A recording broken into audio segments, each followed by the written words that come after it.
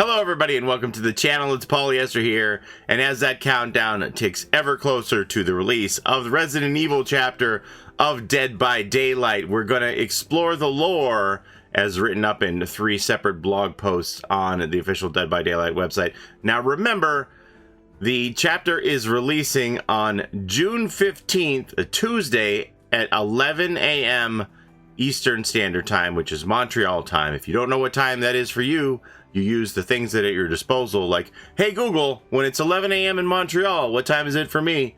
Or, hey Siri, when it's 11 a.m. in Montreal, what time is it for me? And then you can figure out what time that is for you.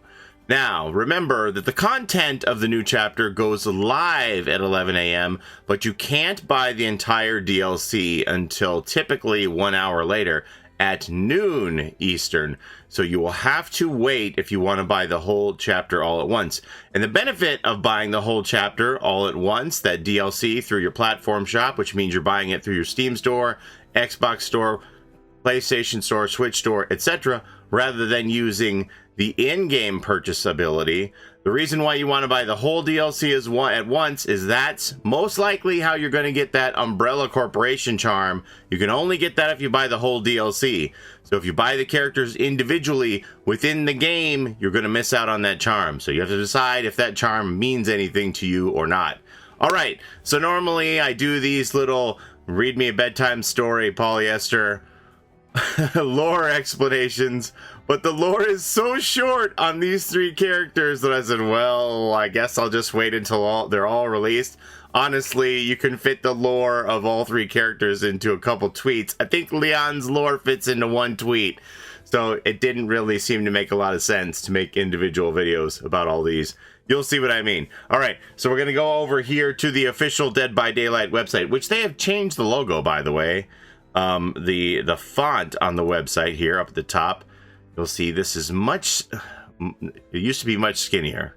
It got thick. Even in the pandemic, the logo for Dead by Daylight got thick. I mean, anyway, here we go.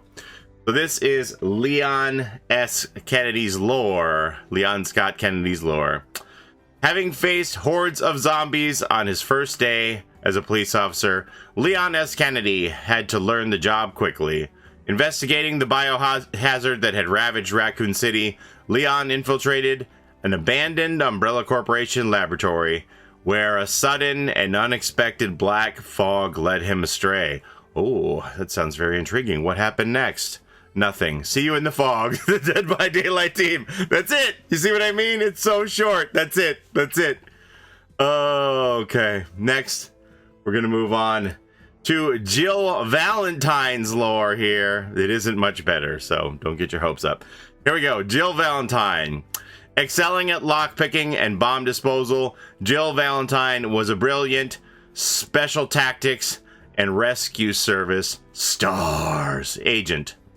After bravely rescuing her team members from a devastating biohazard, she returned to Raccoon City to save any survivors left behind. There's more to this one. But a lethal and ruthless super soldier labeled Nemesis was on her trail. After dealing the Nemesis a few blows, Jill rushed to the basement and picked the lock of a cold room. Once inside, her body turned numb as a black fog engulfed her. See you in the fog, the Dead by Daylight team. I mean, at least we have these nice little graphics. Those are pretty cool. The longest of all the lore belongs to Nemesis, but it isn't much longer. So now we'll go ahead and read through that one. Here we go. Nemesis lore. Designed by Umbrella Corporation, the Nemesis is a nearly unstoppable bioorganic weapon fixated on pursuing and eliminating its targets. Part of the Tyrant T-103 series, this specimen has increased intelligence and awareness due to the NEA parasite implanted within it. Its first mission unleashed it upon Raccoon City, where it had a singular objective: exterminate S.t.a.r.s members. S.t.a.r.s! Rampaging through the city, the Nemesis faced off against Jill Valentine multiple times, and though she managed to escape, he was never far behind. He nearly had his target when a strange fog descended upon them, mixing with the smoke of a city in chaos. The phenomenon meant nothing to him. The frigid cold and decreased oxygen never posing a threat.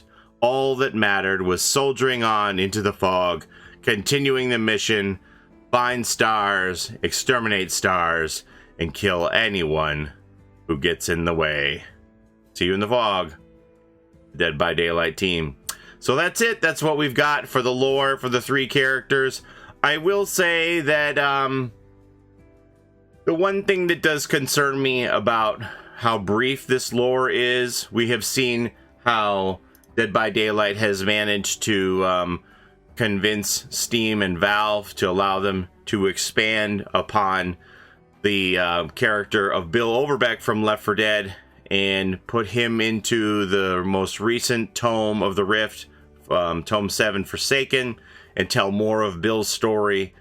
And I had hoped that that would open up the door for other licenses to do the same. Now, of course, every license is different.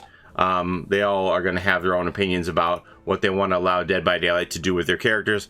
But I think the briefness of the lore on these 3 characters may suggest that we won't see the Resident Evil characters in a future Rift. Not sure. I saw some people hoping that we would get like a lot of Rift storytelling of the Resident Evil characters through a future tome, plus a lot of additional charms to go along with Resident Evil history. But now, just simply based on how short this lore is, it doesn't really look like they're interested in fleshing out these characters beyond these static descriptions. So that might not bode well for future Rift editions for the Resident Evil characters. But hey, that's a small price to pay if that's what it takes to get these characters in Dead by Daylight. I think we can all probably live with that. Looking forward to the release on Tuesday, June 15th again. I will be streaming at 11 a.m. Eastern Standard Time to experience all of the new chapter goodness with you. I'll be interested to see if they made any changes to anything, the perks or the power of Nemesis from the public test build to live. We'll find all of that out together on Tuesday. So as always, thank you so very much for watching. Don't forget to like, comment, and subscribe. Ring that bell like a wraith so you don't miss the next video. Don't forget to take care of each other in and out of the fog, and we'll see you next time. Bye-bye. It's a Gen Rush life for us. It's a Gen Rush life for us. Set a hiding, we do gens. Set a randoms, we got friends. It's a Gen Rush life.